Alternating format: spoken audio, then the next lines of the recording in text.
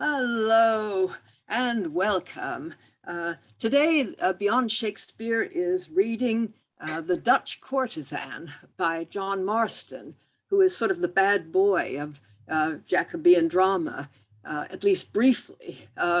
He started his career by publishing what everybody thought was a very dirty poem. He followed it up with a collection of satires saying, you thought that was a dirty poem. Actually, it was a satire on dirty poems.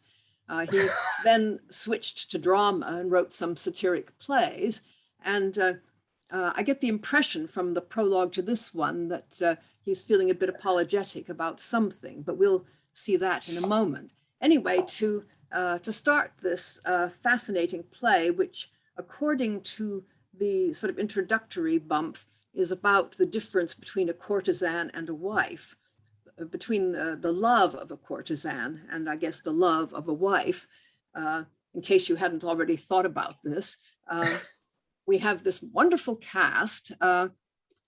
Playing Freevill is Francis Cox, actor living in Amsterdam. And so I'm quite interested in this play.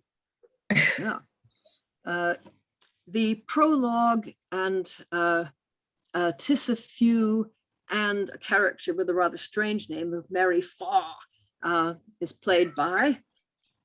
Hi, I'm Eric, and I will attempt to be a blunt gallant and an old woman at the same, preferably not at the same time. Malheureux, whose name means apparently either unhappy or unfortunate, is played by Alan Scott, gloomy in Suffolk. Caqueteur and Holifernes, you can see that this play has rather odd names for its characters, are played by. Hi, my name is Elizabeth Amisu and I'm based in Romford. And Mulligrub, Cocledemoy, and Beatrice are played by. Hello, my name is Lynn. I am currently in California, USA. And Franceschina, whose name is Italian, but who is actually the Dutch courtesan, is played by. Rachael, actor on the East Coast. So I think we start now with the prologue and move on from there. This is a children's company play, but that doesn't mean you have to read this as if you were 10 years old. So go ahead. Slight hasty labors in this easy play. Present not what you would, but what we may. For this vouchsafe to know, the only end of our now study is not to offend. Yet think not, but like others real we could, best art presents not what it can, but should. And if our pen in this seem over slight, we strive not to instruct, but to delight. As for some few, we know of purpose here to tax and scout. No firm art cannot fear vain rage. Only the highest grace we pay is you'll not tax until you judge our play. Think and then speak. 'Tis rashness and not wit to speak what is in passion and not judgment fit. Sit then with fair expectance and survey nothing but passionate man in his slight play, who hath this only ill, to some deemed worst, a modest diffidence and self-mistrust. Right. It does seem like a rather diffident prologue. Can you figure out why, what they've got to be diffident about? Yeah, Alan? I think this is the one, the sort of the early modern version of please turn off your mobiles. You know, sit down, shut up and listen. Mm. Yeah, it's certainly asking for a thoughtful audience. It's asking them to think and then speak. So I suppose not just sit there yelling rubbish. Yeah, well, I did wonder about the only end of our now study is not to offend. You know, we could rail, but we're not going to. I don't know. To me, just given Marston's whole history, I keep wondering if he'd gotten into some sort of trouble. In fact, according to the to Martin Wigan's catalog. This is actually earlier than Eastward Ho, but I would have guessed it was later myself, simply because Eastward Ho got 2 of the 3 dramatists into jail, although Marston managed to get out of town in time. And it would make a lot of sense to be writing a prologue now saying, you know, the main thing we want to do in this play is just not offend anybody. But who knows? Yeah, Eric? It's very much that thing of, this is, you know, not based on real persons, any likeness to real persons or fictitious is just coincidence. Yeah. Francis? Yeah, it's kind of a disclaimer, you know, it's like a bit like those ones you have at the beginning of TV programs now, you know, there's violence and bad language, but in this one, it's just, there's nothing in this that's going to offend you. Yeah. Okay, well, Elizabeth, are you raising your hand? Yeah, right. I really like the lines, "We strive not to instruct, but to delight." So that was a bit of a tentative, like, warning. It's like, we're not telling you what to do. We're not, Yes. as you was mentioning, like Marston got in trouble for Eastward Ho. And then I really love the line, "Firm art cannot fear vain rage." Yeah.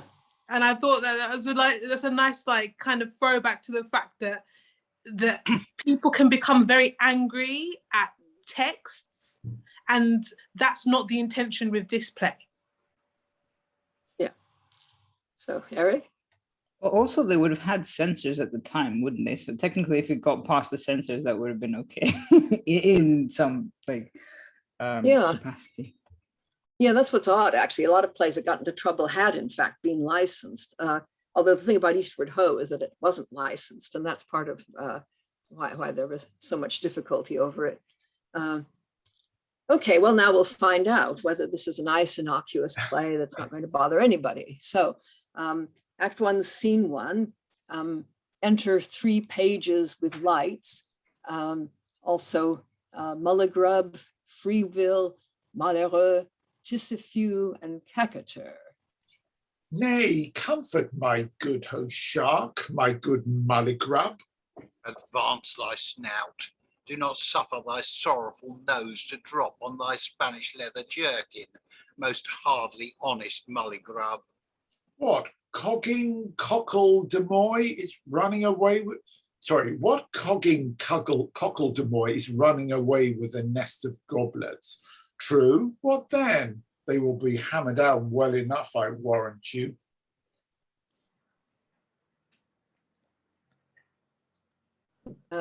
Muted. Lynn. Am I? Sorry. Sure, some wise man would find them out presently. Yes, sure, if we could find out some wise men presently. How was the plate lost? How did it vanish?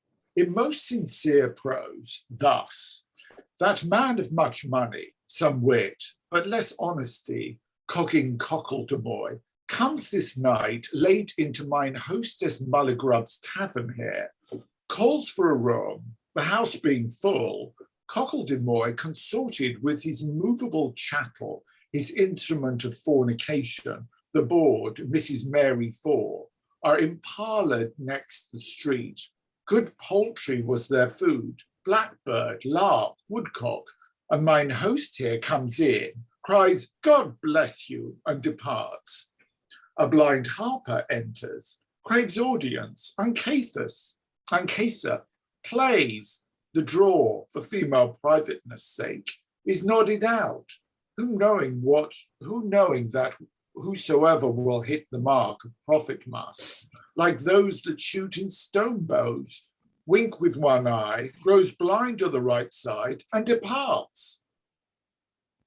He shall answer for that, winking with one eye at the last day. Let him have his day till then, and he will wink with both his eyes. Cocledemoy, perceiving none in the room but the blind harper, whose eyes heaven had shut up from beholding wickedness, unclasps a casement to the street very patiently, pockets up 3 bowls unnaturally, thrusts his wench forth the window, and himself most preposterously, with his heels forward, follows the unseen harper. The unseen harper plays on, bids the empty dishes and the treacherous candles much good do there.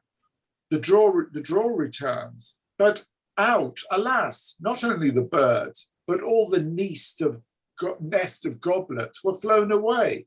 Laments are raised, which did not pierce the heavens. The drawers moan, mine host doth cry, the bowls are gone. Hic finis preami. Nay, be not jaw fallen, my most sharping Mulligrub. 'Tis your just affliction. Remember the sins of the cellar and repent, repent. I am not jaw fallen, but I will hang the coney caching Cocledemoy, and there's an end of it. And he exits. Is it a right? Is it a right stone? It shows well by candlelight. So do many things that are counterfeit, but I assure you this is a right diamond. Might I borrow it of you? It will not a little grace my finger in visitation of my mistress. Why, use it, most sweet Caqueteur, use it. Thanks, good sir. 'Tis grown high night, gentles, rest to you. Caqueteur exits. A torch, sound wench, soft sleep, and sanguine dreams to you both. On, boy. Let Okay. me Seems like a good point to stop. Did you manage to follow why Mulligrub is so mad with Cocledemoy? It sounds like some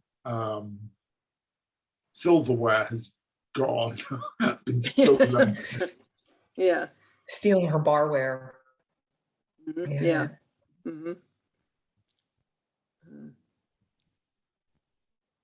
I must say it was quite a difficult. It was quite difficult to follow it while I was reading it because it's quite involved. Yeah. It's also, it's very stylish. I mean, things like, I don't know, just having you're meant to pay attention to the style of the thing, I think. What is this? Unclasps a casement very patiently, pockets up 3 bowls unnaturally, thrusts blah, blah, blah, most preposterously. You're really meant to notice all that kind of thing to the point where you might actually miss what he's talking about even. Yeah, Alan? Yeah, I think actually this is one of the ones I know we tend not to look at the punctuation of these things when we're reading them, but that's one where it might almost be doing that long description, almost as a series of bullet points, with one line per point, which would improve the understandability of it, because the punctuation I was looking at and think, where the heck is this going? Because there's an awful lot of commas and very few full stops.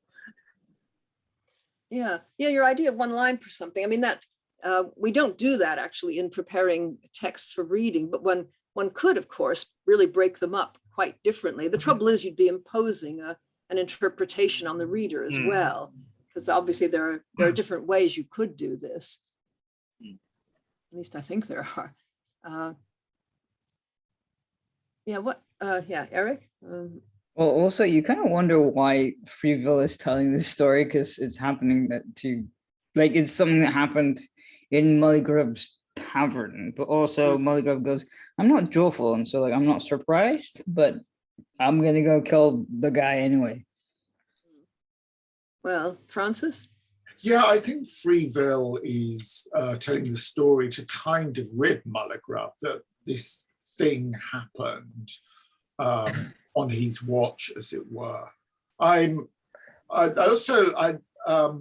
the Freevill's speeches would be a fun thing for an actor to do on stage, because they have a nice rhythm to them, and you could really go to town with them.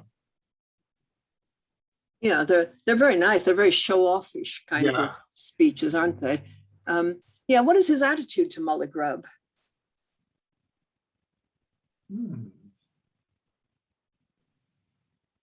Lynn? Yeah, I feel like I feel like they're all being fairly condescending towards her.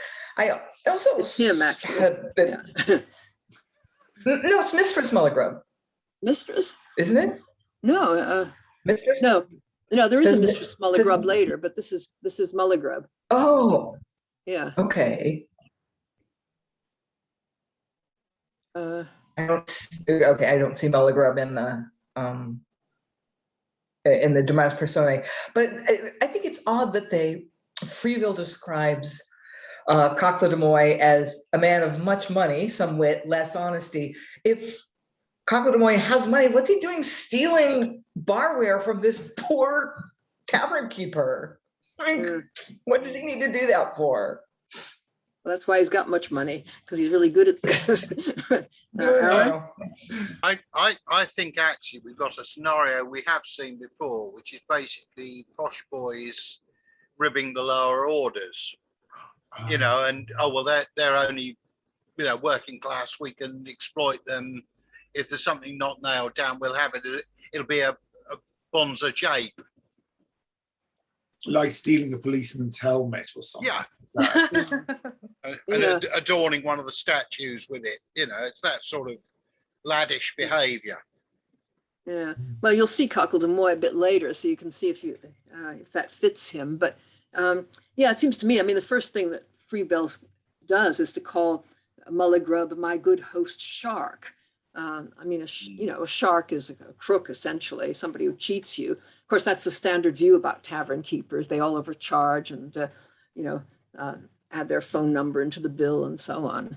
And same thing, and pretty much everything they say to him suggests that I think they kind of despise him, really.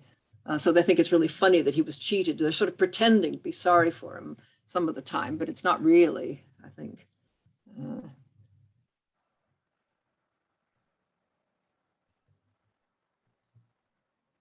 So yeah, so we get it kind of set up, I guess, at the very beginning. It's kind of an interesting way to start. I mean, people come on and going on about how somebody's just cheated me. It doesn't really exactly tell you where this thing is going, but it sort of suggests that there's going to be revenge, or there's going to be something going on between Mulligrub and Cocledemoy, right? And then that kind of interesting little bit between Caqueteur and Freevill about the diamond. What's that doing there? Hopefully explained later. Yeah. Seems to be setting something up. Yeah, Elizabeth? I was very shocked when Freevill said, "Why use it, most sweet Caqueteur, use it." I thought in a million years he's never going to let Caqueteur run off with his diamond just to grace his little finger. I thought, okay, this is not going to end well. Yes. Well, it does seem rather weird. I mean, the guy's name is Freevill, and presumably he's free with things, but still, Eric? It's a bit reminiscent of that scene with the, what do you call it? In the, I think it was If You Know Not Me, but the second part that we did, where you had like sort of John and the sort of tavern wench or courtesan or whatever she was, and she was trying to get money from him, and he was trying to get gems from her, and it felt a bit like that kind of dynamic. But I don't know why they would do that between men, or sort of in a friendly manner. I don't know. Yeah. Well, I guess, presumably he's not planning to give it to his mistress. I mean, that would be a disaster from Freeville's point of view. If having borrowed something, he then proceeded to give it away. But I guess there's some idea that, even just going into your mistress wearing a diamond ring is going to make an impression, or get you favors you wouldn't get in some other way. I don't know. It's really odd. I mean, I think I have come across other plays where people borrow things to look better on some occasion, whatever it is. Well, I suppose people still do it, in fact, but not usually quite like that. Okay, well, let's move on. So that was just after Tysefew left, because it's moving into a different sort of theme. Let me bid you good rest. Not so, trust me. I must bring my friend home. I dare not give you up to your own company. I fear the waltz of wine and youth will draw you to some common house of lascivious entertainment. Most necessary buildings, Malheureux. Ever since my intention of marriage, I do pray for their continuance. Lord, sir, your reason? Marry, lest my house should be made one, I would have married men love the stews as Englishmen love the Low Countries. Which war should be maintained there, lest it should come home to their own doors. What, not suffer a man to have a hole to put in his head, though he go to the pillory for it? Youth and appetite are above the club of Hercules. This lust is a most deadly sin, sure. Nay, 'tis a most lively sin, sure. Well, I am sure 'tis one of the head sins. Nay, I am sure it is one of the middle sins. Pity 'tis grown a most daily vice. But a more nightly vice, I assure you. Well, 'tis a sin. Aye, or else few men would wish to go to heaven. And not to disguise with my friend, I am now going the way of all flesh. Not to a courtesan? A courteous one, What, to a sinner? a very publican. Dear my loved friend, let me be full with you. No, sir, the strongest argument that speaks against the soul's eternity is lust, that wise man's folly and the fool's wisdom. But to grow wild in loose lasciviousness, given up to heat and sensual appetite, nay, to expose your health and strength and name, your precious time, and with that time the hope of due preferment, advantageous means of any worthy end to the stale use, the common bosom of a money creature, one that sells human flesh, a mangoist. Alas, good creatures, what would you have them do? Would you have them get their living by the curse of man, the sweat of their brows? So they do. Every man must follow his trade, and every woman her occupation. A poor decayed mechanical man's wife, her husband is laid up. May not she lawfully be laid down when her husband's only rising is by his wife's falling? A captain's wife wants means. A commander lies in open fields abroad. May not she lie in civil arms at home? A waiting gentlewoman that had wont to say to her lady, miscarries or so, the court misfortune throws her down. May not the city courtesy take her up? Do you know no alderman would pity such a woman's case? Why, is charity grown a sin, or relieving the poor and impotent an offence? You will say beasts take no money for their fleshly entertainment. True, because they are beasts, therefore beauty. Only men give to loose, because they are men, therefore manly. And indeed, wherein should they bestow their money better? In land, the title may be cracked. In houses, they may be burnt. In apparel, 'twill wear. In wine, alas for our pity, our throat is but short. But employ your money upon a woman, and 1,000 to nothing. Some one of them will bestow that on you, which shall stick by you as long as you live. They are no ungrateful persons. They will give quid pro quo. Do ye protest? Do ye protest? They'll swear. Do you rise? They'll fall. Do you fall? They'll rise. Do you give them the French crown? They'll give you the French. Oh, justus, justa, justum. They sell their bodies. Do not better persons sell their souls? Nay, since all things have been sold, honor, justice, faith, nay, even God himself. Ay me, what base ignobleness is it to sell the pleasure of a wanton bed? Why do men scrape? Why heap to full heaps joy, but for his mistress? Who would care for coin? For this I hold to be denied of no man. All things are made for man, and man for woman. Give me my fee. Of ill you merit well, my heart's good friend. Leave yet at length, for know this ever, 'tis no such sin to err, but to persever. Beauty is woman's virtue, love the life's music, and woman the dainties, or second course of heaven's curious workmanship. Since then beauty, love, and woman are good, how can the love of woman's beauty be bad? And bonum quo communius, eo melius, wilt then go with me? Whither? To a house of salvation. Salvation? Yes, 'twill make thee repent. Wilt go to the family of love? I will show thee my creature, a pretty nimble-eyed Dutch Tannikin, an honest, soft-hearted impropriation, a soft, plump, round-cheeked fro that has beauty enough for her virtue enough for a woman, and woman enough for any weasborn man in my knowledge. Will pass along with me? What, to a brothel? To behold an impudent prostitution? Fie on it. I shall hate the whole sex to see her. The most odious spectacle the earth can present is an immodest, vulgar woman. Good still.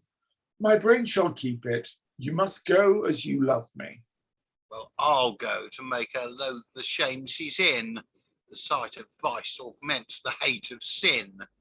The sight of vice augments the hate of sin. Very fine, Purdy. Okay. So we seem to be getting a theme here. So, Yeah. Alan? Yeah, Malheureux, as well as being sort of gloomy or unhappy, also seems to be a bit of a moraliser. How far that's going to hold on to during the course of the plot will remain to be seen. Francis? Yeah, I loved that long speech of Freevill's with the kind of defense of prostitution. I just thought the wordplay was so clever. Mm. Yeah. Yeah, and it ends with, give me my fee. Yes, Eric's asking about that one. I think he's really behaving. I mean, a lawyer is usually the one who gets a fee for speaking. And I think he's sort of saying, I've done this great defense of prostitution, okay, where's the money? I mean, it's just a joke, obviously, because he knows he's been behaving like a lawyer, making a case.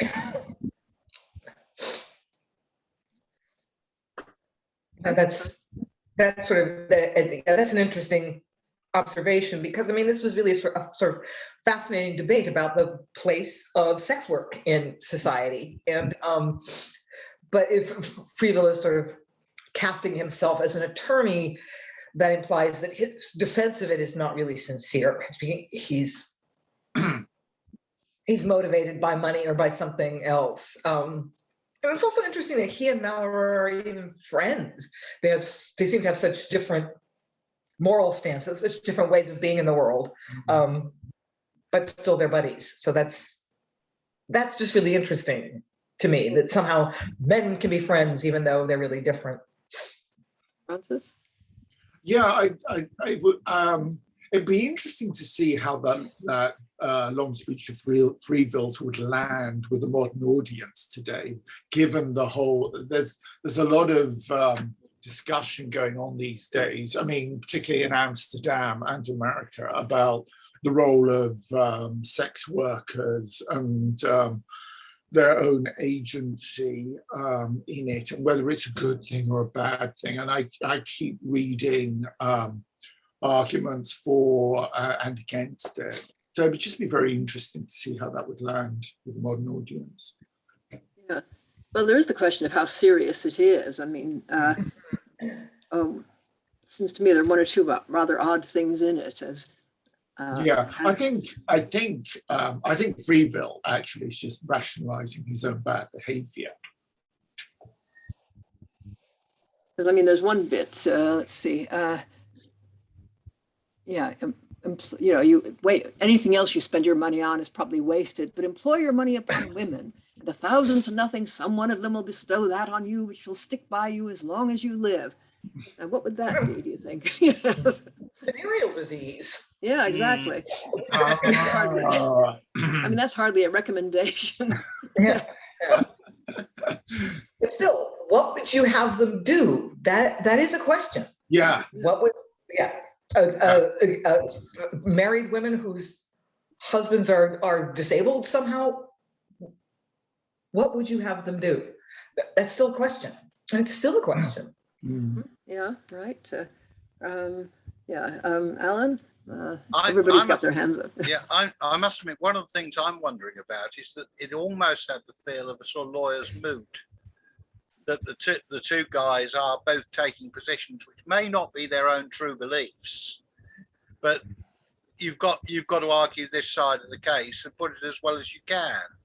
So there may be almost a debate game going on here. Yeah, which of course Marston would be used to since he was living at the Middle Temple for years and studying law. Yeah. Eric. Yeah, I was gonna say I really did enjoy this whole thing of are you coming with me and where? To the house of salvation, and yeah, it'll make you repent, because in order to have salvation, you have to have something to repent for. So it's kind of like, yeah, that was great. I enjoyed that bit. Yeah, Rachael.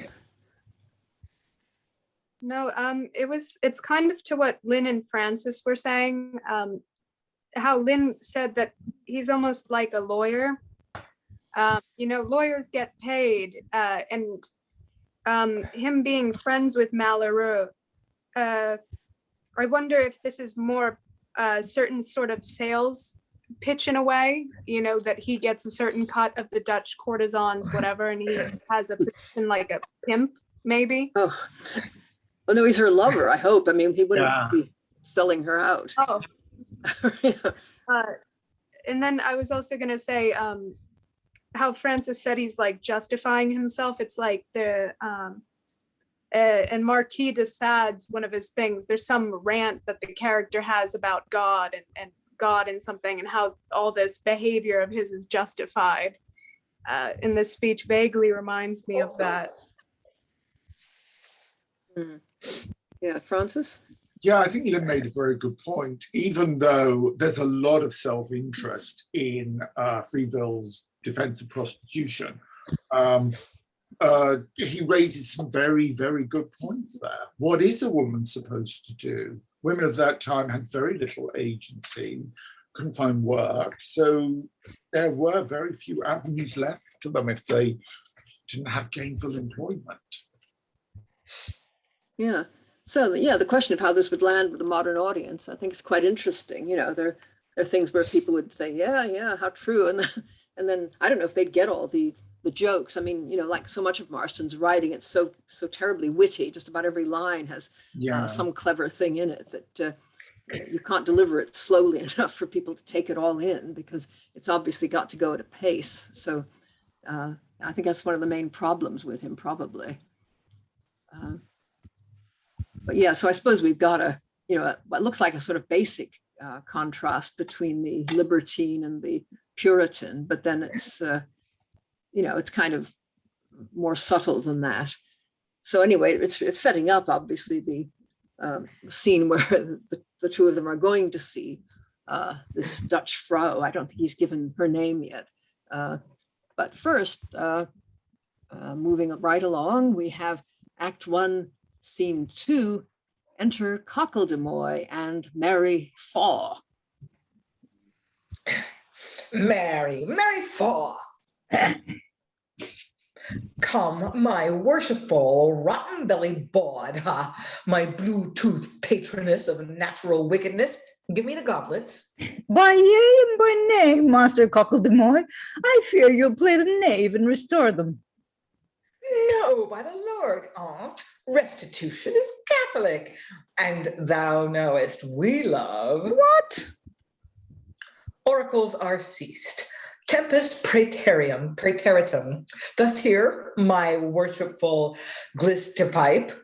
Thou ungodly fire that burnt Diana's temple, dost hear, bawd? In very good truthfulness, In very good truthness, you are the foulest-mouthed, profane, railing brother, call a woman the most ungodly names. I must confess, we all eat of the forbidden fruit, and for mine own part, though I am one of the family of love, and as they say, a board that covers the multitude of sins, yet I trust I am none of the wicked that eat fish o' Fridays. Hang toasts!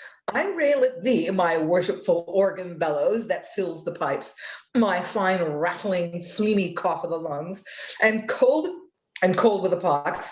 I rail at thee. What, my right precious Pandress, supportress of barber surgeons, and enhanceress of lotium and diet drink. I rail at thee, necessary damnation. I'll make an oration, in praise of the most courtly in fashion and most pleasurable function, Aye, prithee do. I love to hear myself praised as well as any old lady, List then.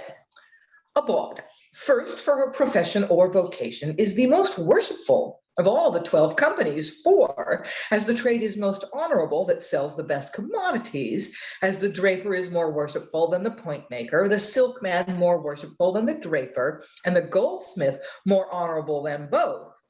Little Mary, so the bawd above all. Her shop has the best ware, for where these sell but cloth, satins, and jewels, she sells divine virtues as virginity, modesty, and such rare gems, and those not like the pretty chapman by retail, but like a great merchant by wholesale. Oh, and who are her customers?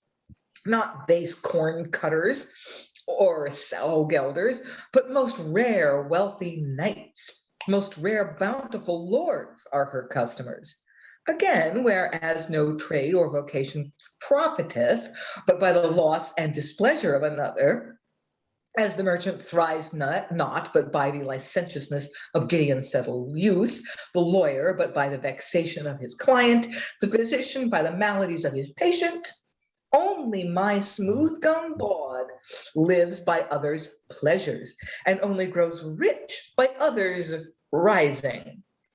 Oh, merciful gain, oh, righteous income, so much for her vocation, trade, and life. As for their death, how can it be bad, since their wickedness is always before their eyes, and death's head most commonly on their middle finger? To conclude, 'tis most certain they must needs both live well and die well, since most commonly they live in Clerkenwell and die in Bridewell. Dixie, Mary. Enter Freevill and Malheureux. Come along, yonder's the preface or exordium to my wench, the board. Fetch, fetch. What? Mr. Cocledemoy, is your knave ship still stirring?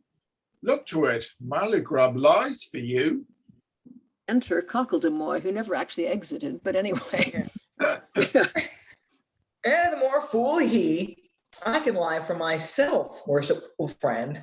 Hang toasts. I vanish. My fine boy, thou art a scholar and hast read Tully's offices, my fine knave. Hang toasts. The vintner will toast you and he catch you. I will draw the vintner to the stoop, and when he runs low, tilt him. My fine knave, art going to thy recreation? Yes, my capricious rascal. Thou wilt look like a fool then, by and by. Look like a fool? Why? Why, according to the old saying, a beggar, when he is lousing of himself, looks like a philosopher. A hard-bound philosopher, when he is on the stool, looks like a tyrant. And a wise man, when he is in his belly act, looks like a fool. God give your worship good rest, grace and mercy, keep your syringe straight and your lotium unspilt. Yeah, probably a good point to stop, since I think things change when Franceschina enters. Yes. So yeah, well, I bet you had fun doing Cocledemoy's speeches.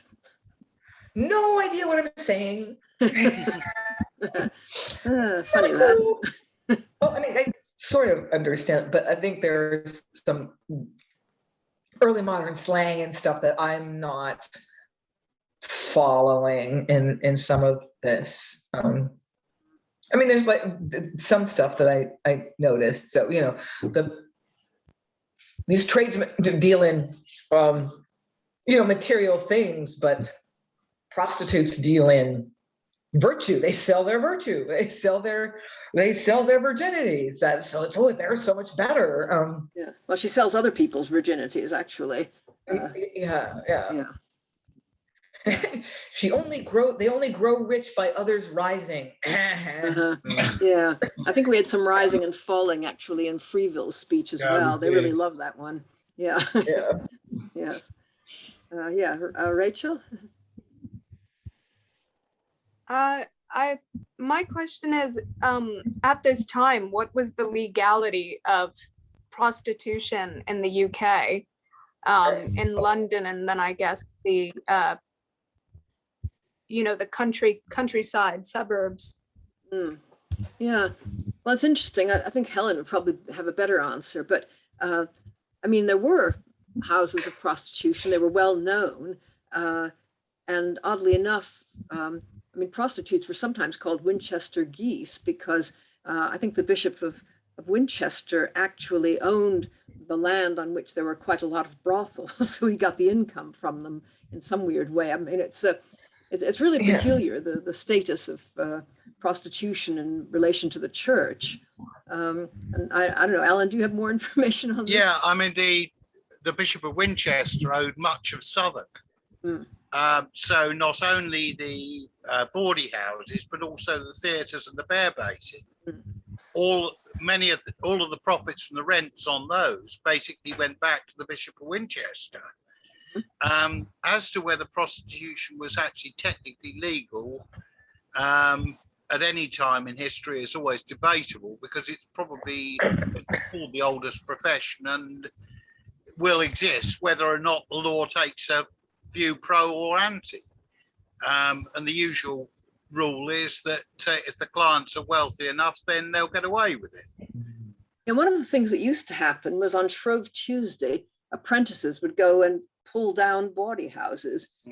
This was the day Lent started, and as a result, they were all showing how moral they were going to be by wrecking the places where people could go to have sex. So it was a crazy custom, but it was kind of an outlet, kind of like Halloween or something, for young people to just go bonkers. Yeah.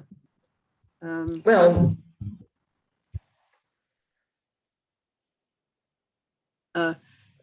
We got a whole string of people here. Let's see. I guess I better get an order here. Eric, Francis. Let's see.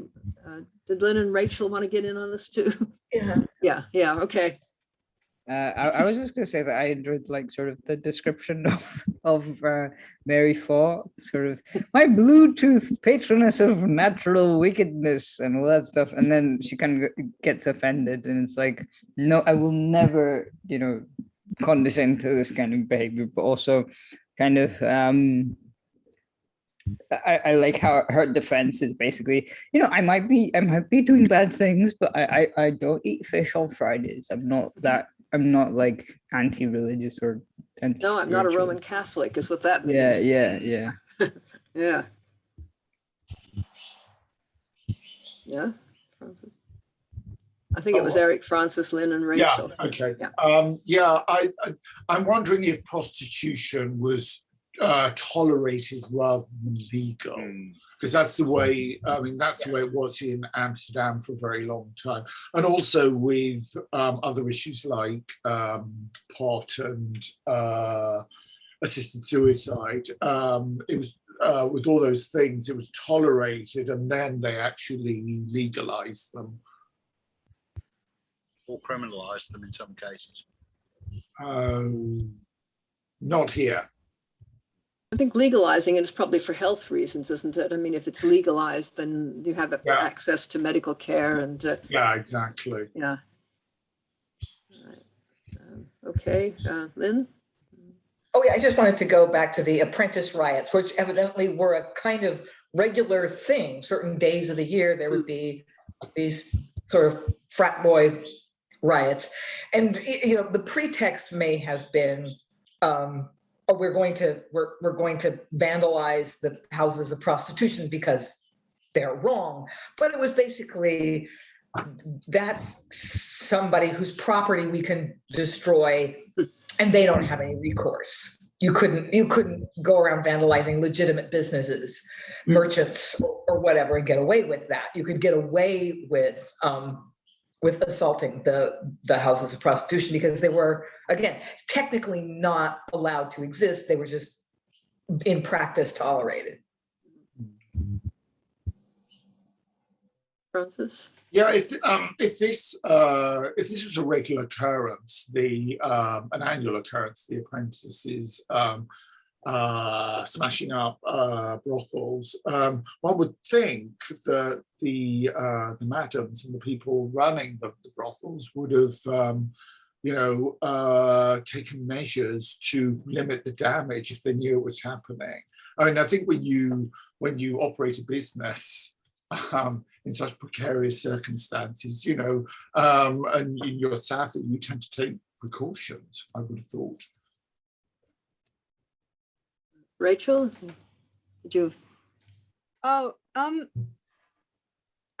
was just going to say about them existing on church lands, the theaters and the prostitution houses, if for the theaters, is that why we get later on this less explicit talk of religion? Because you get put, never mind. I'm so confused when it comes to religion in the UK, especially at this time, because you have that shift over from the Catholic Church into the monarchy ruling it. No, but I was just going to say about how we're talking about Amsterdam and these other places that, depending on the legality of prostitution, in the place that you perform this, I think this is going to spark different conversations, because I don't know if this is the conversation for everybody in the United States, but the lack of protections for sex workers in the United States is a problem, and they get targeted a lot, and there's issues with trafficking people, that otherwise, if it was legal, they would have some sort of recourse to escape these sort of things that happen. Yeah, well, I think we're just about to meet Franceschina, and obviously how people, what prostitution is like at the time and place where you're watching this is certainly going to affect how you feel about the way she behaves and the way she's treated in this play. So let's move on. Unless, did you want to say something? I couldn't make out. Were you? Malheureux's second line, I think, is also mine, right above that Freevill thing. Oh, mine utter liver love, what shall me do? Yes, that is yours. Yeah. Yes, it's funny how you're right. Yes. Okay. Yes. Yeah, so I've got the line of courtesan, and then the mine is Franceschina. Yeah, definitely. Okay, so enter Franceschina. See, sir, this is she. This? A courtesan? No, cold blood defend me. What a propension afflicts me. Oh, mine adder liver love, what shall me do to requite this your much affection? Marry, salute my friend, clip his neck and kiss him welcome. Ah, mine art, sir, you've been very welcome. Kiss her, man, with a little more affection, so. Come, what entertainment? Go to your lute. Exit, Franceschina. And how dost approve my sometimes elected? 'Tis none of your ramping cannibals that devour men's flesh, nor any of your Curtian gulfs that will never be satisfied until the best thing a man has be thrown into them. I loved her with my heart until my soul showed me the imperfection of my body and placed my affection on a lawful love, my modest Beatrice, which, if this short heels knew, there were no with eyes before her face. But Faith, dost thou not somewhat excuse my sometimes inconstancy, with her enforced beauties? Speak. Huh. She is a whore, is she not? Whore? Fie, whore. You may call her a courtesan, a cockatrice, or, as that worthy spirit of an eternal happiness said, a suppository. But whore, fie. 'Tis not in fashion to call things by their right names. Is a great merchant a cuckold? You must say he's one of the livery. Is a great lord a fool? You must say he's weak. Is a gallant pocky? You must say he has the court scab. Come, she's your mistress or so. Enter Franceschina with her lute. Come, siren your voice. Will not you stay in mine bosom tonight, love? By no means, sweet breast. This gentleman has vowed to see me chastely laid. He shall have a bed too, if that it please him. Peace, you take to him offence. He's one of the professed abstinence. Siren your voice, and away. So she sings to her lute. The dark is my delight, so 'tis the nightingale's. My music's in the night, so is the nightingale's. My body is but little, so is the nightingale's. I love to sleep 'gainst prickle, so doth the nightingale. Thanks, Basso. The night grows old, good rest. Rest to mine, dear love, rest, and no longer absence. Believe me, not long. Shall ik not believe you long? Exit Franceschina. Oh yes, come via, away, boy, on. So he goes out with his page lighting him, re-enter Freevill and seems to overhear Malheureux. Is she unchaste? Can such a one be damned? O love and beauty, ye two eldest seeds of the vast chaos, what a strong right you have, even in things divine, our very souls. Whoa, come, bird, come, stand peace. Strumpets then, such things so delicate? Can custom spoil what nature made so good? Or is their custom bad? Beauty's for use. I never saw a sweet face vicious. It might be proud, inconstant, wanton, nice, but never tainted with unnatural vice. Their worst is, their best art is love to win. Oh, that to love should be shame or sin. By the Lord, he's caught. Laughter eternal. Soul, I must love her. Destiny is weak to my affection, a common love. Blush not, faint breast, that whichever it loved of is most is best. Let colder eld the strongest objections move. No love's without some lust, no life without some love. Nay, come on, good sir, what? Though the most odious spectacle the world can present be an immodest vulgar woman, yet, sir, for my sake. Well, sir, for your sake, I'll think better of them. Do good, sir, and pardon me that have brought you in. You know the sight of vice augments the hate of sin. Ah, will you go home, sir? 'Tis high bedtime. With all my heart, sir.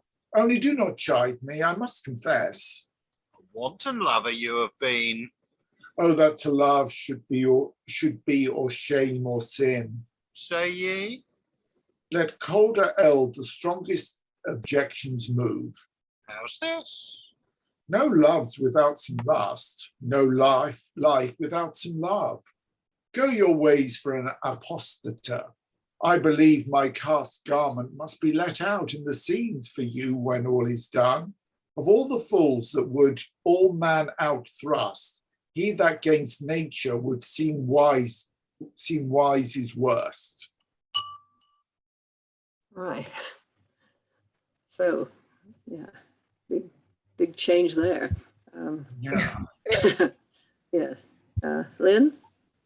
Well, didn't Alan say something in a previous pause that Malheureux and Freevill were having this kind of debate, but maybe it's just debate. Maybe we can't really believe either of them, which I thought was a really interesting insight. And here it is, Malheureux, who pretended to be so anti-prostitution, such a Puritan, falls in love basically at first sight with Franceschina.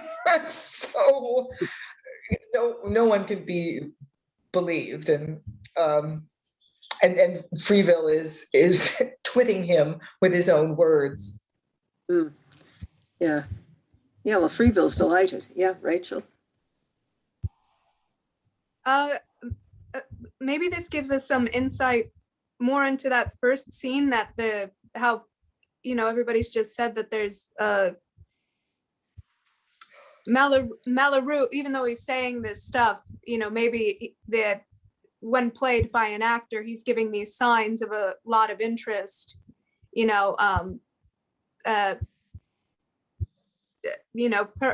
perhaps he's younger too, I don't know, and the position of Freevill, even though he's saying all these things, is rather cold and more businesslike. Yeah, well, I don't know. It depends, I suppose, what you think about the power of love at first sight or whatever it is. Oh, Elizabeth, were you trying to say something? Yeah, Lois, I was just thinking about what Rachael just said, and then the line really jumped out at me. No loves without some lust, no life without some love. And that was Freevill again. And I thought that by this point in the text, it's really becoming the Freevill show. He seems to be getting a lot of the choice lines in the narrative. Yeah. He's also getting some of Malheureux's lines, because he says earlier that he's going to remember something Malheureux said. And in fact, he remembers several things Malheureux said, and he's quoting them back to him here. But yeah, in some ways, you could think at this point that Freevill is the sort of author's mouthpiece, if there is one. And that's something you might, want to look at later. Yeah, Francis? Yeah, I thought it was very interesting. Right in the middle of the scene, in the middle of a brothel, it's here that Freevill suddenly announces he's going to give up his courtesan and,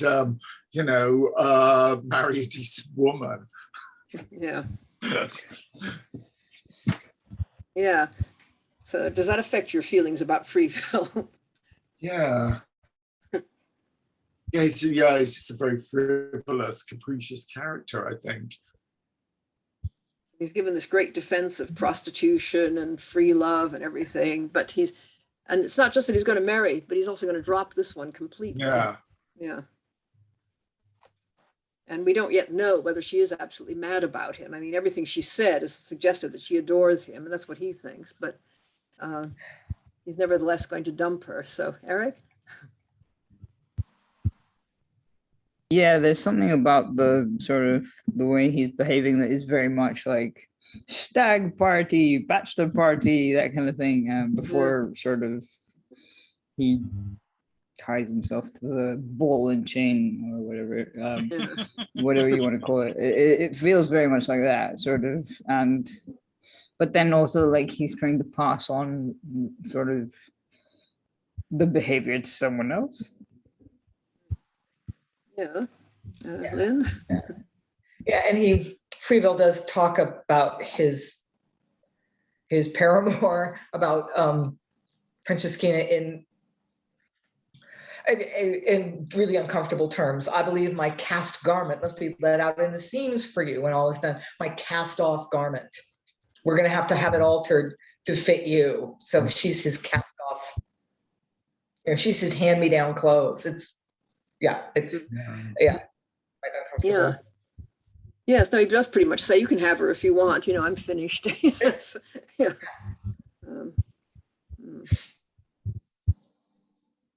Rachael? I don't remember the guy's Casanova. Did Casanova, was he alive? Had he lived at this time? No, he's 18th century. Oh, never mind. I was just gonna say it's the same type of thing that he was known for, that when he was done with somebody, he would the reason he didn't get into so much trouble up until a certain point was because he would pass his lovers on to somebody else. And they'd wind up, married to a richer older man or something. But it's that same type of, I think, philosophy that's very creepy in a way. Yeah. Yes, I think the thoughtful lover in these plays is the one who finds some rich man for his mistress to marry, usually under false pretenses. And we're going to, I think, come across quite a few of those. But that's somebody who really is looking out for this poor woman, who often turns out to be somebody who had no lovers before him. In other words, she could have had a decent marriage anyway if it hadn't been for him. And so for him then to set her up with somebody else who usually doesn't know when he marries her that she's already been somebody else's mistress, that's considered relatively noble behavior. To pass her on to yet another lover, because I don't suppose he thinks Malheureux would marry her. I suppose is at least keeping her going for a while. It's kind of like giving her a bit of money when he leaves. Yes. Yeah. So shall we move on? We're going to meet somebody else, and now that we're in Act 2, Scene 1, enter Freevill, pages with torches. There are a lot of pages with torches in these scenes, and they don't have any lines, so we tend to forget about them. But that would have quite an effect, actually, on how all these scenes look. Anyway, pages with torches and gentlemen with music. The morn is yet but young. Here, gentlemen, this is my Beatrice window.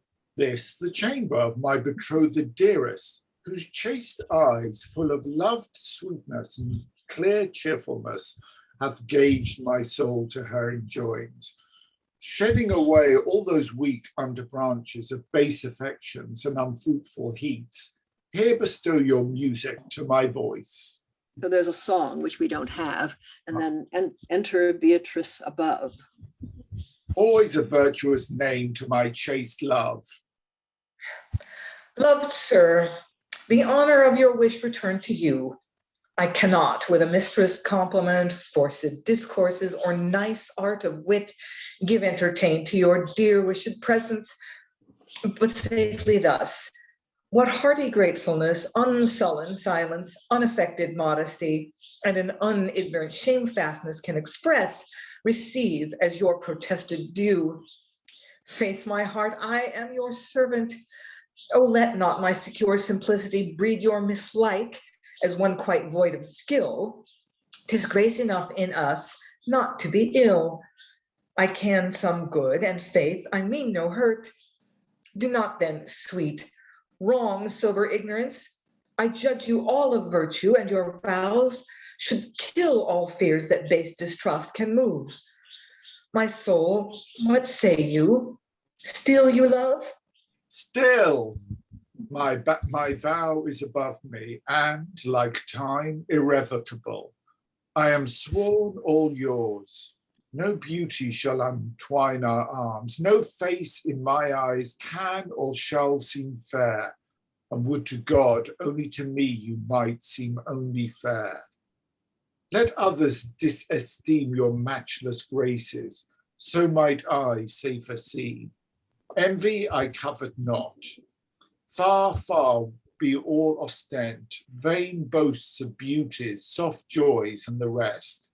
He that is wise pants on a private breast. So could I live in desert most unknown. Yourself to me enough were populous. Your eyes shall be my joys, my wine that still shall drown my often cares. Your only voice shall cast a slumber on my listening sense. You, with soft lip, shall only ope mine eyes and suck their lids asunder. Only you shall make me wish to live and not fear death. So on your cheeks I might yield latest breath. O he that thus may live and thus shall die, may well be envied of a deity. Dear, my loved heart, be not so passionate. Nothing extreme lives long. But not to be extreme, nothing in love's extreme. My love receives no mean.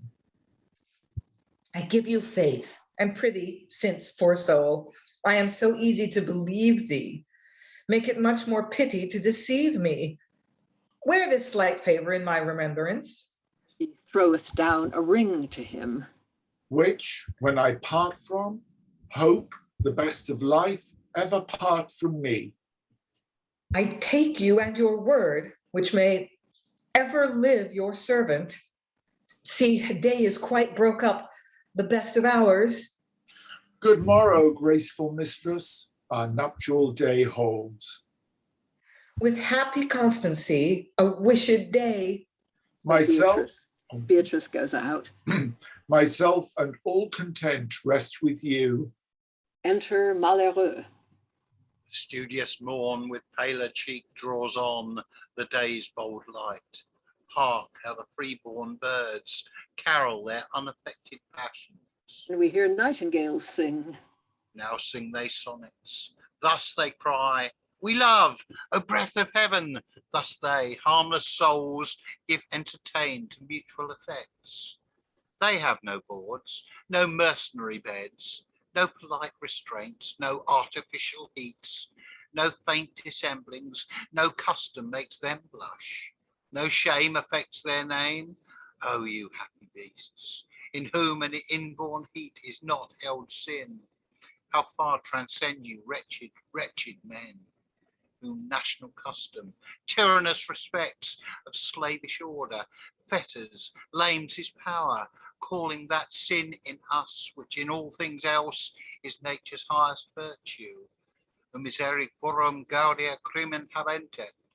Sure, nature against virtue cross doth fall, or virtue's self is oft unnatural. That I should love a strumpet, I, a man of snow. Now shame forsake me, whither am I fallen?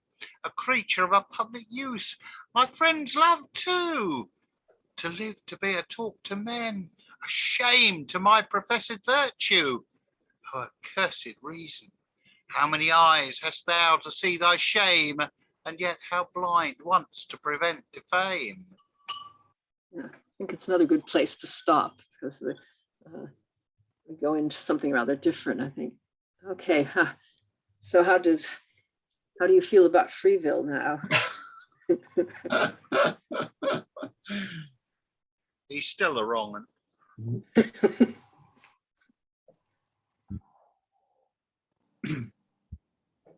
Lynn and then Rachael.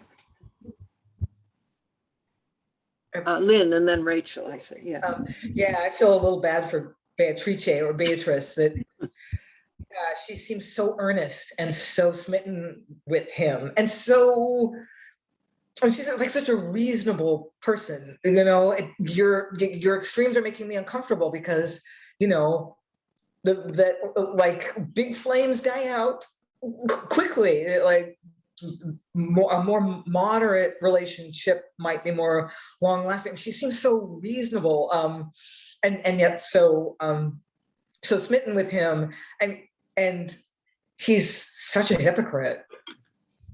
So unfortunate. Mm-hmm. Yeah, Rachael. Just the like Jekyll and Hyde lifestyle that he's living between these two women. It's so naturally creepy.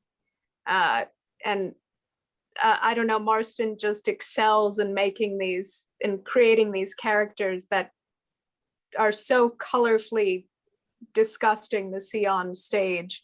I think you said it once before, Lois, and another thing that there's a philosophy that the people who get up on stage, they're supposed to be depictions of people who are worse than, you know, those of us watching are. He's so good at creating those characters, but I think that duplicity of him is so naturally slimy.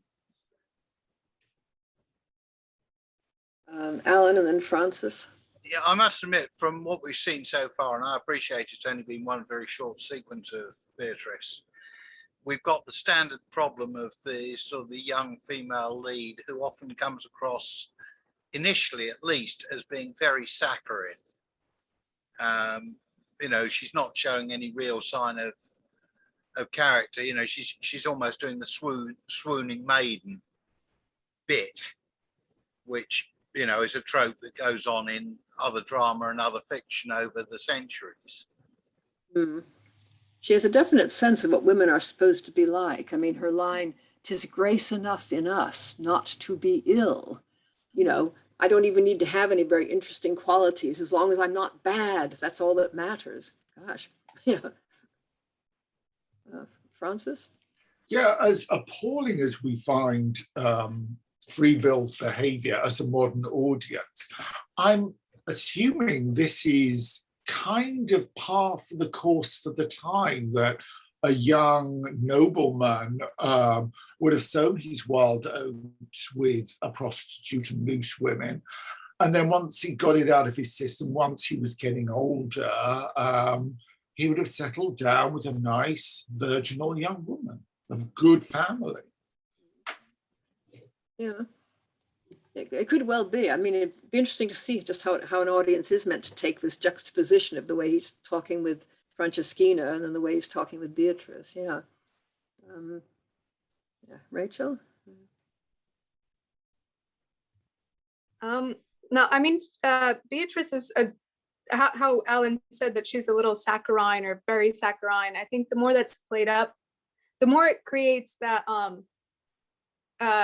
contrast. And I don't know, would you call it irony that, you know, we all know that he's not this good guy. And how before he was talking about, you know, she'll give you something that'll stick to you for life, that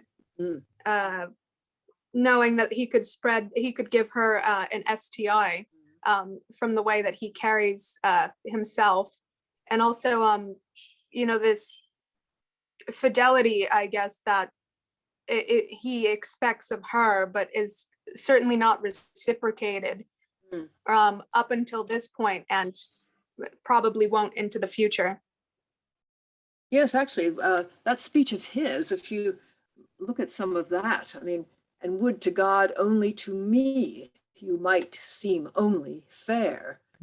Let others disesteem your matchless graces, so might I safer seem." I mean, what's he thinking about? Yeah, that's a really unusual angle for courtship, and courtship is usually actually quite stylized. There are scripts, and we follow them pretty closely, I think even today. But saying, "I don't care if other men think you're homely. In fact, that's good, because then I can trust in your fidelity that much more." That's kind of weird and not super flattering. Yeah. Yes, I mean, it's one thing to say, I love you so much, I want you all to myself, but he's taking it a bit further. Yeah. Eric and then Rachael. Isn't there something in, I think it's the Wife of Bath's Tale, which I have been trying to read, but I haven't found the text for it yet. Anyway, or like Sir Gawain, where there's one of the sort of adventures that he goes on is he encounters this sort of woman who can only like be ugly or beautiful according to like when, you know, she can only choose, and then he kind of like the whole sort of I don't really know the story very well. Yeah, that's right. That is the end of the Wife of Bath's Tale, I think. Yeah. This woman gives him a choice. I can either be ugly and faithful to you, or I can be beautiful, and you have to take your chances. Yeah. That's what it kind of made me think of, and I know. Yeah, except that there's a choice anyway. Yeah, Rachael? I was just going to say that there's a word for what he's doing by saying it's called negging. It's like, for example, saying, "Other people think you're very ugly, but I think you're beautiful, but only I would think that." You know, it's like a way of trying to cut down somebody's self-esteem so that they think they're getting something really good. You know, it's like they think they're getting gold, but they're, you know, getting they're getting pyrite. Yeah. Right. Well, he does make it clear that he thinks she's beautiful, but that he just assumed other people didn't think so. Yes. Yeah, it's yeah. I see that Eric's asking here about whether it's outdoors. Yeah, it's an indoor play. It's the Blackfriars is indoors, and so these nightingales. It is kind of interesting that we're hearing nightingales. I just wonder what kind of sound effect they had, or whether this is the musicians somehow doing a nightingale effect. Yeah, that's also why I was wondering, and also because there's a lot of, like, as you said, like there's a lot of pages coming in with torches and stuff, a lot of emphasis on the lighting, which seems very important. Yeah, interesting. Yes, Alan. I'm fairly sure that bird call instruments have been available for hundreds, if not thousands, of years. I mean, we have an example that occasionally goes wild in these sessions. Ah, yes, yes. When someone refers to the duck. Yes, that's right. I used to have a little bird call thing of wood that did make all sorts of nice sounds. Yeah, so there probably was one. Yeah, and a penny whistle is very easy to make. I mean, there used to be instructions available in all sorts of places on how to make those from green sticks. But it's kind of a nice atmosphere in the scene because they come in with torches, and so it's night, and then the nightingales, and then you know, the sense that morning is coming, because that's what Malheureux says when he comes in. And then, you know, his reaction to the birds is interesting. I mean, this is, again, it's language you often get. And apparently quite a lot of Marston comes from Montaigne, who has quite a bit in there about how things are natural to animals that are considered sinful in human beings. And that's really what sort of sets Malheureux off, hearing the birds and thinking about the kind of love that birds have and what is allowed to human beings. Yes, Alan? Yeah, I must admit, one thing I found quite tricky to navigate was actually the way that Malheureux has done a not quite 180-degree turn, but, you know, having been fairly cynical through much of the preceding episode, he suddenly gets into this almost rhapsodic mood with this last speech that he's done. And that, it took me a few lines because I had not read ahead. It took me a little while just to get my head into that question of tone. Yeah. Yeah, it's a strange sort of speech. I mean, Malheureux is a strange character, I think. I mean, this is I think partly because Marston had been reading Montaigne. And one of the things Montaigne is always going on about is that human beings are inconstant and constantly changing, and you can never say what somebody's character is. And we're certainly getting that here. And especially with Malheureux. Okay, well, let's now move on. So, diaboli virtus in lumbis est. Morrow, my friend, come. I could make a tedious scene of this now, but what? Pah! Thou art in love with a courtesan? Why, sir, should we loathe all strumpets? Some men should hate their own mothers or sisters.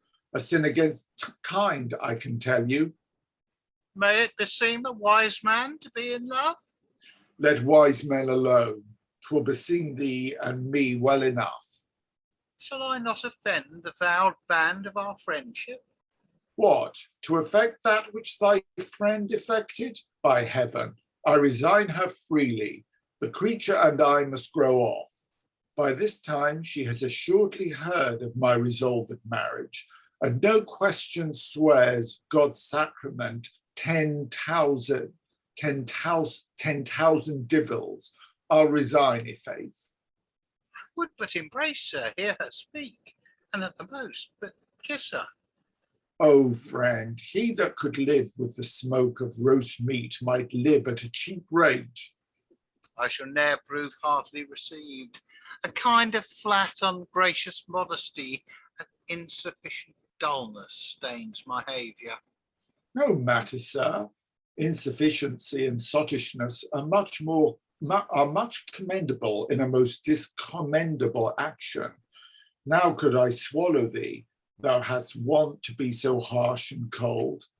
I'll tell thee, hell and the prodigies of angry Jove are not so fearful to a thinking mind as a man without affection. Why, friend, philosophy and nature are all one. Love is the centre in which all lines close, the common bond of being. Oh, but a chaste reserved privateness, a modest continence. I'll tell thee what, take this as firmest sense. Incontinence will force a continence. Heat wasteth heat.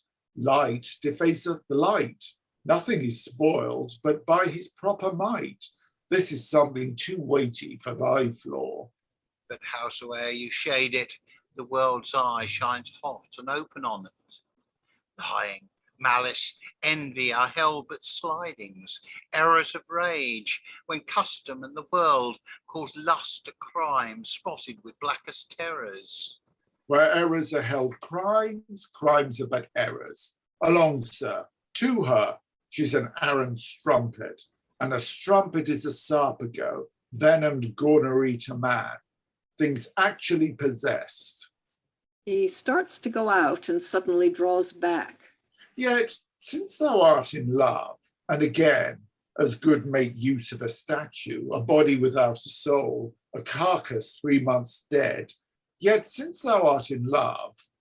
Death, man? My destiny I cannot choose. Nay, I hope so. Again, they sell but only flesh, no jot affection, so that even in the enjoying, absentum marmoriam marmoriamque putes, yet since you needs must love. Unavoidable, though folly, worse than madness. It's true, but since you needs must love, you must know this, he that must love, a fool, and he must kiss. Yeah, I was going to stop for this. We need to hurry on, otherwise I'll run too late. But yeah, that line, absentum marmoriamque putes, means even when you're having sex with a strumpet, she's either absent or she's like a statue, because she's not really thinking about you at all. But yeah, I think you get the idea. I mean, and Freevill, it's interesting the way he starts to leave and then comes back and keeps going between, well, okay, you're in love, but maybe I should say something moralizing to you anyway about strumpets, saying the sort of stuff you were saying to me before. Anyway, we better plow on. Now we're back into the Cocledemoy plot. As you can see, we've really got kind of two stories here, Cocledemoy and Mary Faw and Mulligrub on the one hand, and the Franceschina, Malheureux, Freevill one on the other. So let's see how this goes. Enter Cocledemoy. Master Cocledemoy, ut vales domine. Ago tibi gratis, my worshipful friend. How dost your friend? Out, you rascal. Hang toasts, you are an ass. Much of your worship's brain lies in your calves. Bread of God, boy, I was at supper last night with a new weaned bulchin. Bread of God, horribly drunk. There was a wench, one frank frailty, a punk, an honest polecat of clean instep, sound leg, smooth thigh, and the nimble devil in her buttock. Feast of grace. When saw you Tysefew or Master Caqueteur, that prattling gallant of good draught, common customs, fortunate impudence, and sound fart? Away, rogue. Hang toasts, my fine boy. My companion is worshipful. Yes, I hear you're taken up with scholars and churchmen. Enter Holifernes, the barber. Quam te marque file, my fine boy. Does your worship want a barber surgeon? Farewell, knave. Beware the Mulligrubs. And Freevill and Malheureux go away. Let the Mulligrubs beware the knave. What? A barber surgeon, my delicate boy. Yes, sir. An apprentice to surgery. 'Tis, my fine boy. To what bawdy house doth your master belong? Of what's thy name? Holifernes Rienscure. Rienscure. Good Master Holifernes, I desire your further acquaintance. Nay, pray, be covered, my fine boy. Kill thy itch and heal thy scabs. Is thy master rotten? My father, forsooth, is dead. When laid in his grave, alas, what comfort shall Peggy then have? None but me, sir. That's my mother's son, I assure you. Mother's son, a good witty boy, would live to read at homily well. And to whom are you going now? Marry, forsooth, to trim Master Mulligrub the vintner. Oh, do you know Master Mulligrub? My godfather, sir. Oh, good boy. Hold up thy chops. I pray thee, do one thing for me. My name is Gudgeon. Good Master Gudgeon. Lend me thy basin, razor, and apron. Oh, Lord, sir. Well spoken, good English. But what's thy furniture worth? Oh, Lord, sir, I know not. Well spoken, boy, a boy of good wit. Hold this pawn. Where dost dwell? At the sign of the 3 razors, sir. A good sign, a sign of good shaving, my castrophonical fine boy. I have an odd jest to trim Master Mulligrub for a wager. A jest, boy, a humor. I'll return thy things presently. Hope. What mean you, good Master Gudgeon? Nothing in faith, but a jest, boy. Drink that. I'll recoil presently. You'll not stay long. As I am an honest man. The 3 razors? Aye, sir. Holifernes goes out. Good. And if I shave not, Master Mulligrub, my wit has no edge. I may go crack in my pewter. Let me see. A barber. My scurvy tongue will discover me. Must dissemble, must disguise. For my beard, my false hair, for my tongue. Spanish, Dutch, or Welsh. No, a northern barber. Very good. Widow Rinscure's man. Well, newly entertained, right. So, hang toasts. All cards have white backs, and all knaves would seem to have white breasts. So proceed now, worshipful Cocledemoy. Right. So, yeah, I think that might be Rain's cure, actually. Someone who cures the running of the rains, which is probably venereal disease. Yeah. There's were, virgins, they're called, and they did all sorts of things like that. And never miss the opportunity to get in another dirty joke if you can. So, yeah. Okay, well, clearly something is being set up here. And I think we've already had scenes involving barbers and shaving, haven't we? And pretty much every time the word shave comes up, you know what to expect. Cocledemoy is quite the rogue, isn't he? First, he steals this poor innkeeper's barware, which was actually fairly expensive. Everything was handmade. There was no mass production. So a few pewter goblets would be expensive to replace for somebody whose margins are probably pretty modest. And now, after doing that to him, he's going to shave him into some kind of ridiculous hairstyle. Probably it's so mean. Shave is probably metaphorical here. Yeah. Rachael? Jerk. That metaphorical shaving is lost on me. What does he mean, like that? Shaving his profits, or to shave is to cheat. I mean, it's and to trim someone is also to cheat them. He's going to trim Mulligrub. I mean, he just can't resist cheating Mulligrub. Mulligrub probably cheats other people anyway. I mean, that's the implication. Yeah, we better move on actually, because we've got to do the next scene, which is quite a major one. So I'll race you through that, and then we can, I hope, have time to discuss it. So so Cocledemoy goes out with all the barber stuff, of course, and we now move to Act 2, Scene 2. Enter a merry faw and Franceschina with her hair loose, always a bad sign, chafing. Nay, good sweet daughter, do not swagger so. You hear your love is to be married. True, he does cast you off right. He will leave you to the world. What then? Though black and white, though blue and white, black and green, leave you. May not red and yellow entertain you. Is there but one color in the rainbow?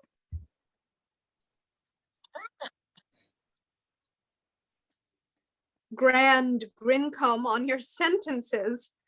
God's sacrament, 10,000 devils take you. You have brought mine love, mine honor, mine body, all to noting. Nothing. I'll be sworn I have brought them to all the things I could. I have made as much of your maidenhead, and you had been mine own daughter. I could not have sold your maidenhead more oftener than I had done. I sworn for you, God forgive me. I have made you acquainted with the Spaniard, Don Skirtle, with the Italian, Monsieur Biorane, with the Irish Lord Sir Patrick, with the Dutch merchant, Hans Herken Gulken, Skellum Flapdragon, and especially with the greatest French, and now lastly with this English, yet in my conscience an honest gentleman. And now, am I now grown one of the accursed with you for my labor? Is this my reward? Am I called bold? Well, Mary, forego thy ways. Mary, for thy kind heart will bring thee to the hospital. Nay, good Nant, you'll help me to an odor love, will you not? Out, thou naughty belly, wouldst thou make me thy board? Thou wouldst make me thy board. I'd best keep I kept counsel for thee. Who paid the apothecary? Was not honest Mary for? Who redeemed thy petticoat and mantle? Was not honest Mary for? Who helped thee to thy custom? Not swaggering island captains, nor 2 shilling in a courtman, but with honest flat caps, wealthy flat caps that pay for their pleasure the best of any men in Europe. Nay, which is more in London? And dost thou defy me, vile creature? Foutre upon you. Which, board, polecat, po. Did you praise Freevill to mine love? I did praise, I confess, I did praise him. I said he was a fool and a thrift, a true whoremaster, I confess, a consistent drab keeper, I confess, but what the wind is turned. It is vile woman, reprobate woman, naughty woman, it is. What shall become of mine poor flesh now? Mine body must turn Turk for 2 pence. O divella, life o mine art, ik shall be revenged. Do 10,000 hell damn me, ik shall have the rogue throat cut. And his love and his friend and all his affinity shall smart, shall die, shall hang. Now legion of devils seize him, the grand pest, Saint Anthony's fire, and a hot Neapolitan pock rot him. Enter Freevill and Malheureux. Franceschina. Oh, mine sweet, dearest, kindest, mine loving, oh, mine 10,000 delicated, petty, sweet art, oh, mine, dear leviest affection. Why, monkey, no fashioning you. Give, entertain to my friend. Ik shall make the most of you that courtesy may. Aunt Mary, maître fort, stoos for des galant. And then she sings in the French manner, whatever that is. Mine maître sing non eau de song, frolic, sir. But still complain me do her wrong, light in your heart, sir. For me did but kiss her, and so let go. Your friend is very heavy, ik shall never like such sad company. No, thou delightest only in light company. By mine throat, he been very sad. What ail you, sir? For sake, lady, a paltry room. The diet is very good for the room. How far off dwells the house surgeon, Mary, for? You are a profane fellow, in faith. I little thought to hear such ungodly terms come from your lips.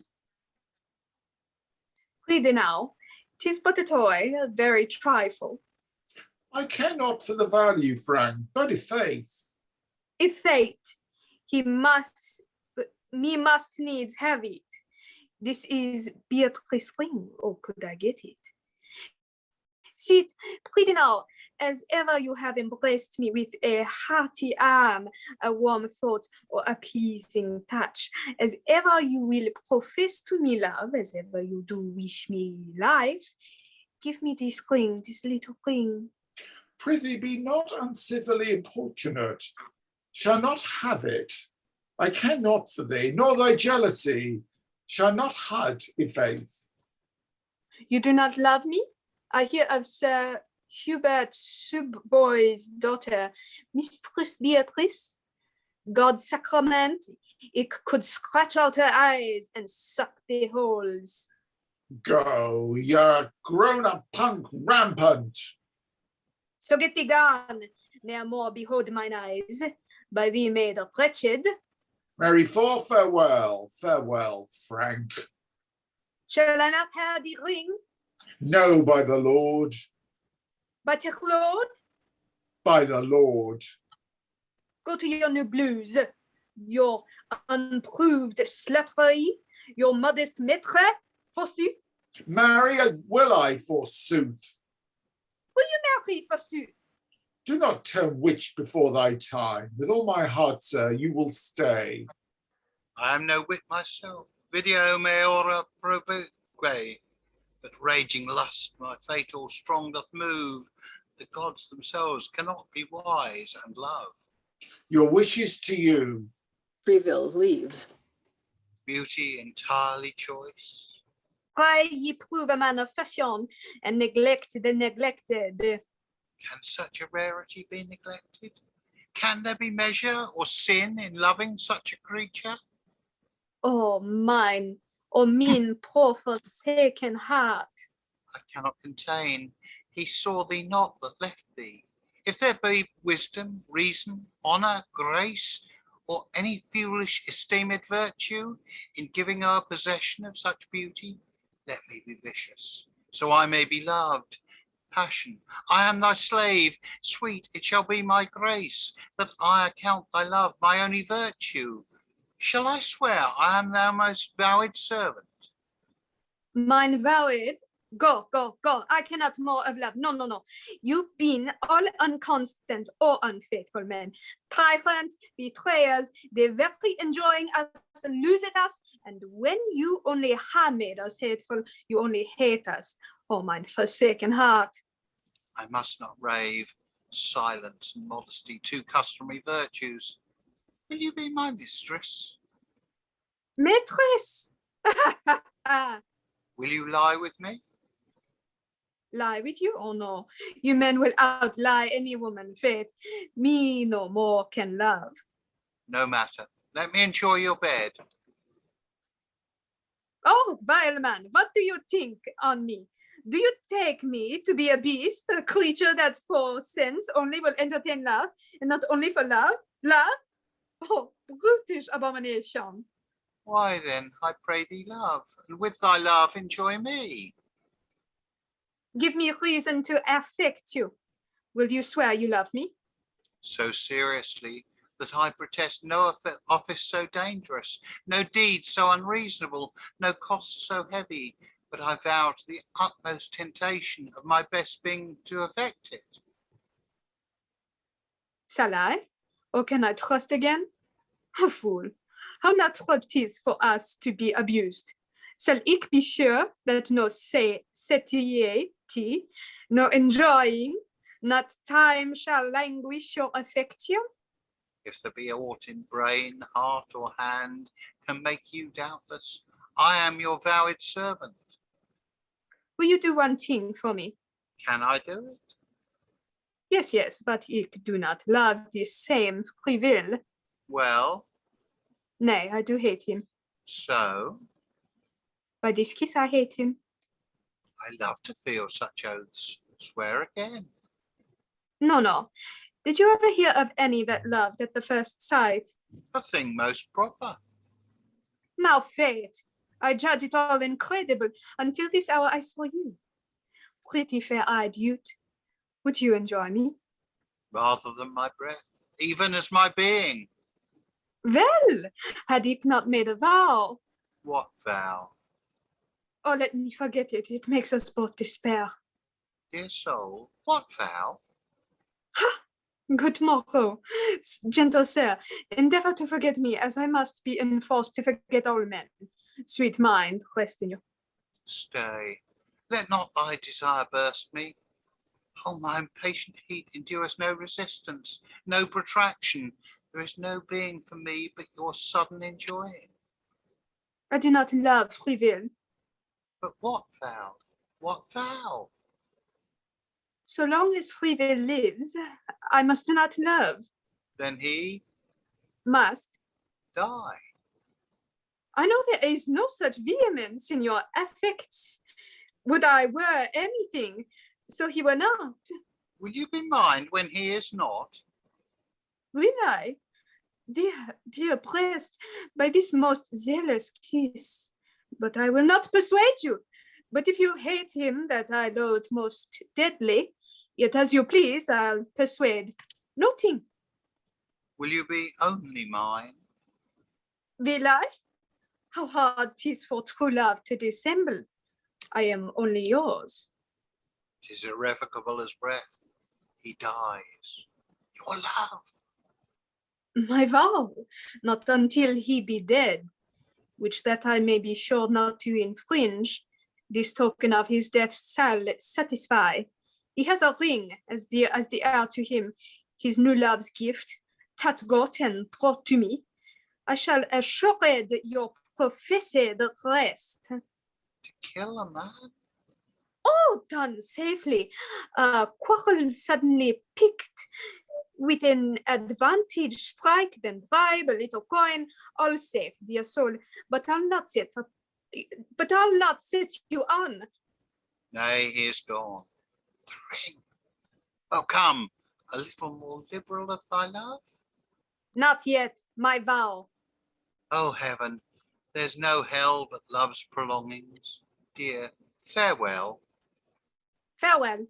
Now does my heart swell high, for my revenge has birth and form. First friend shall kill his friend. He that survives I'll hang. Besides the chaste, Beatrice I'll vex.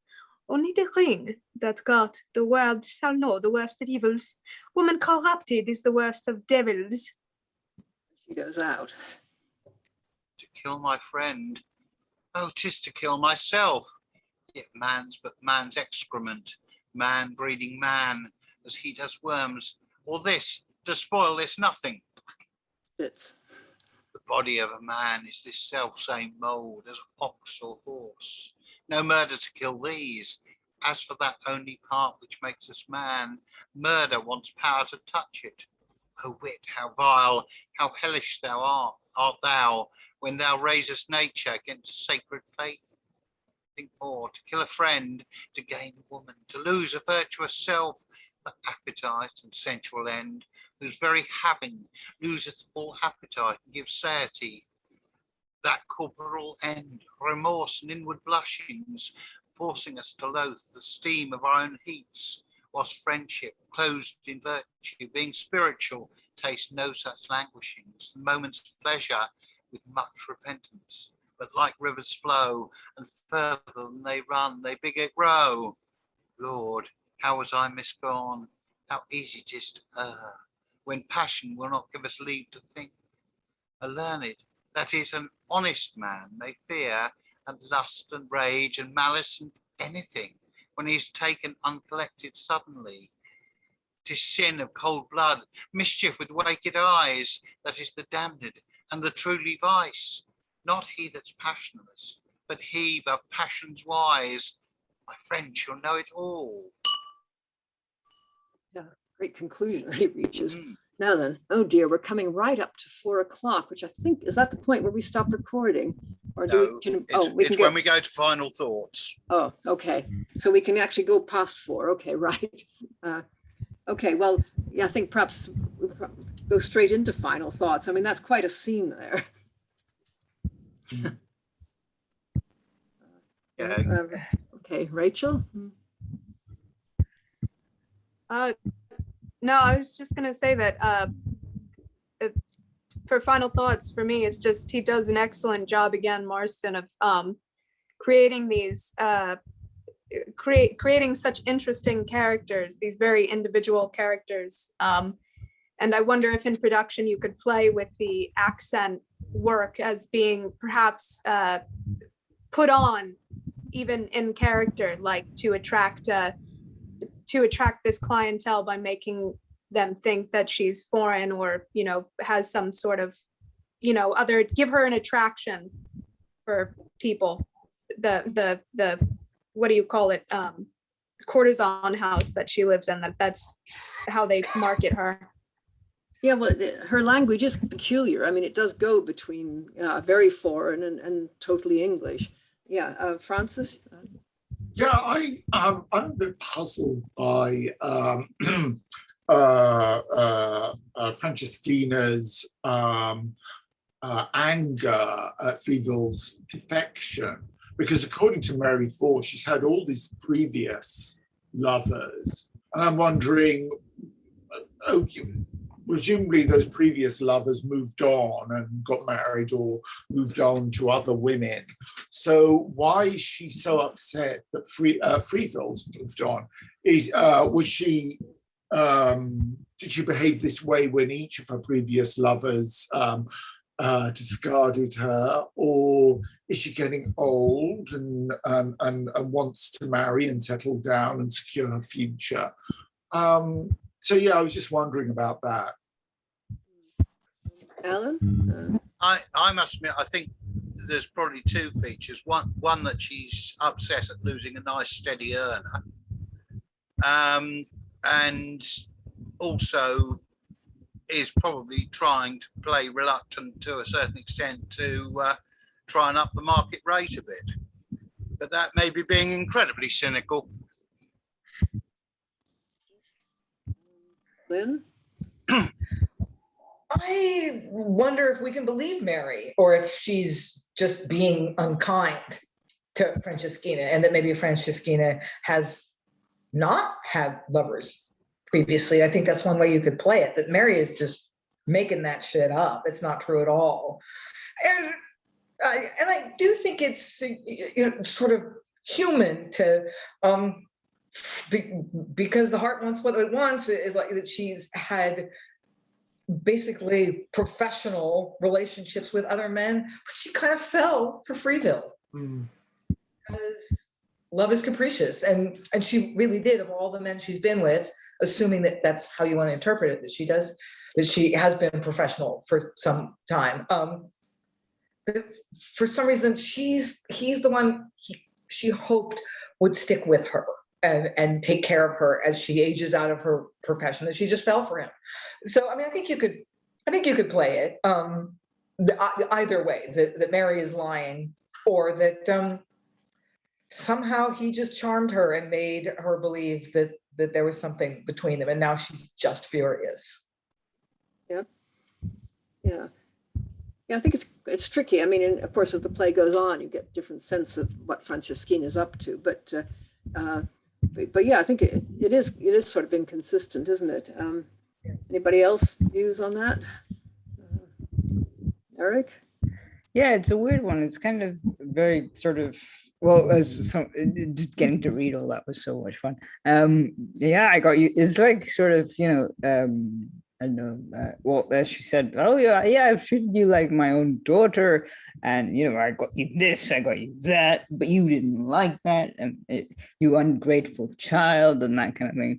That's kind of what it feels like the relationship is between Mary and Franceschina, but also it's very much sort of follows the same pattern as, well, to refer to a different playwright, If You Know Not Me, where you had like sort of the courtesan was like, oh yeah, no, I can't give you this ring. This was from my sort of French lover. This was from my Dutch lover. This was from It seems to be a very common gag that you had so many people. Okay, cool.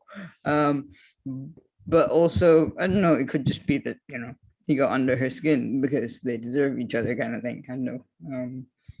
Yeah. Yes, well, presumably Franceschina doesn't really feel she's trapped by this vow she made. I mean, these vows tend to come up in other plays too as ways of getting what you want. I can't possibly do this because I've made this vow. In this case, the vow is that, Freevill has to be dead before Malheureux or anybody else can have her. So she's putting Malheureux in a really weird situation. And she really is kind of playing it, isn't she? I mean, all this, no, I wouldn't, I'm not telling you to do it, but, because she doesn't actually say kill him. She just says, if you want to sleep with me, then that's what you got to do. Francis? And yeah, enough. You could run once it happens and get out of being. Sorry? Yeah. Yeah. Oh, Elizabeth, you haven't said anything, and you've had very little to say, actually. I mean, because you've been given so few parts. I hope you get more tomorrow. Yeah. Yeah, I wanted to talk about briefly the legality and illegality stuff, because we were talking earlier about the law and how we had almost like a lawyer's moot earlier in the play. Yeah. And I was thinking about like the rightness of prostitution and the legality around it, because Rachael mentioned it as well, and that was really interesting. But the other thing I really wanted to think about was love in Marston's play, because at no point did I see a romantic love. It was always like mentioned by characters, but not really. Maybe it's a platonic love between Malheureux and Freevill. Perhaps Malheureux won't kill him, hopefully. But there doesn't seem to be much love lost between Freevill and Franceschina, because she's immediately plotting to kill him, so she can't seem to love him that much. So I was just wondering, to me, it seems that Marston is making some sort of commentary on love in plays and love as a concept. That's what I was thinking.